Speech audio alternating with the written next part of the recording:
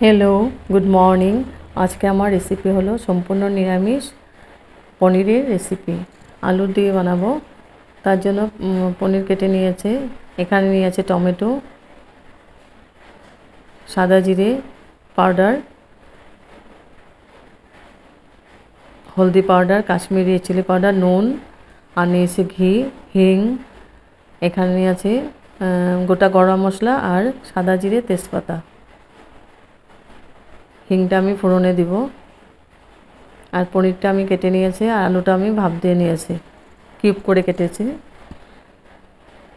এখন আমি পনিরটাকে ভেজে নিব একটু হলদি পাউডার একটু নুন দিয়ে মেখে হালকা করে মেখে এটা আমি সাদা তেল দিয়ে ভেজে নিচ্ছি। হালকা করে ভাজবো, বেশি ভাজবো না। পেন বসিয়ে দিয়েছি, পেনের মধ্যে দিয়েছি আমি সাদা তেল। এখন আমি আলুগুলোকে ভেজে নিচ্ছি।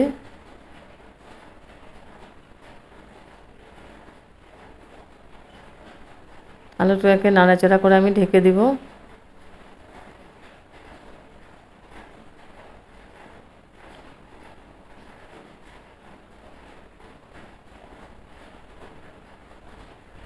নাড়াচাড়া করে ঢেকে দিয়েছি, আমি ঢেকে দিব এখন 4 মিনিটের জন্য। আলুটা ভাজা হয়ে গেছে, এবার আমি পনিরগুলো ভেজে নিব।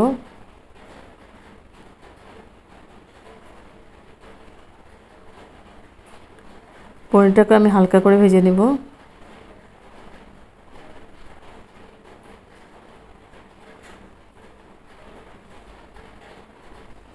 তো পনিরটা ভাজা হয়ে গেছে, পনিরটা উঠিয়ে নিয়েছি। পেনের মধ্যে আরেকটু তেল দিয়েছি, সাদা তেল। আর এখন ফোড়ন দিব আমি গোটা গরম মশলা 3টে এলাচি দিয়েছি, ফাটিয়ে দিয়েছি, লবঙ্গ 4-5টে আর দারচিনি, সাদা জিরে। ফোড়নটাকে আমি খুব ভালো করে ভেজে নিচ্ছি।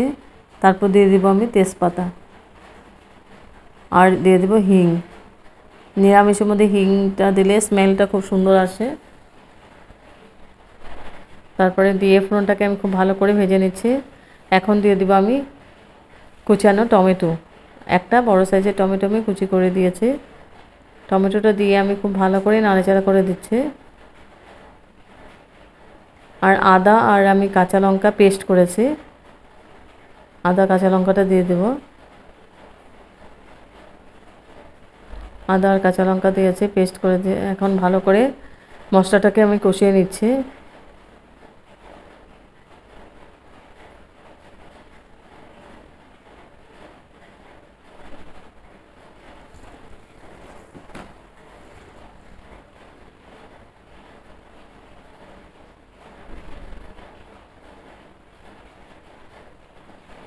এখন দিয়ে দেব আমি গুঁড়া মশলাগুলো দিয়েছে কাশ্মীরি চিলি পাউডার, হলদি পাউডার,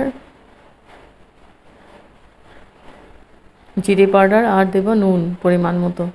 দিয়ে আমি খুব ভালো করে মশলাটাকে মিক্স করে কষিয়ে নিব মশলাটাকে।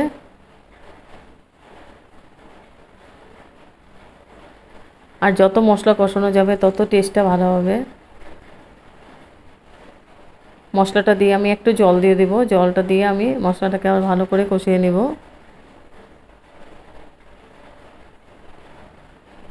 একটু জল দিয়ে দিয়েছে, জলটা দিয়ে আমি মশলাটাকে আবার কষিয়ে নিচ্ছি। তারপর দিয়ে দিব আমি ভাজা আলুগুলো। আলুগুলো দিয়ে আমি খুব ভালো করে নাড়াচাড়া করে দিব মশলার সাথে।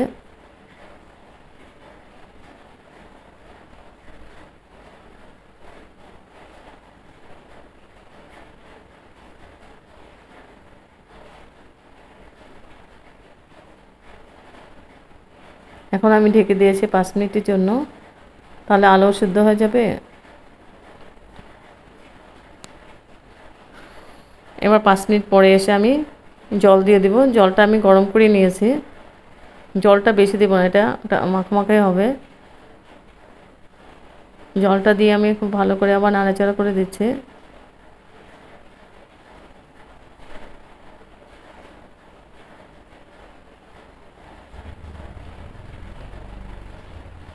এখন আবার ঢেকে দিয়েছি 3 মিনিটের জন্য।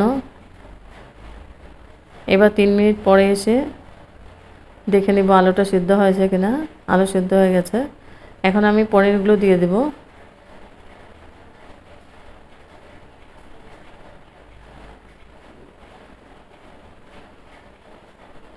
পনিরগুলো দিয়ে আবার ভালো করে আমি নাড়াচাড়া করে দিচ্ছি। একদম সিম্পল, খেতে অসাধারণ টেস্টি হয়।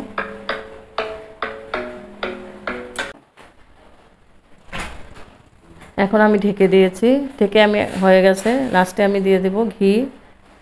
ঘি দিয়ে একটু নাড়াচাড়া করে আমি গ্যাস অফ করে দেব।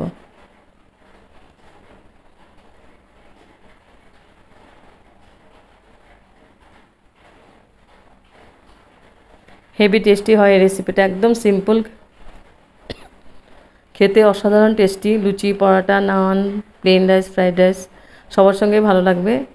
রসাটা আমি একদম টানিয়ে নিয়েছি, মানে একটু পরে আরেকটু টেনে যাবে।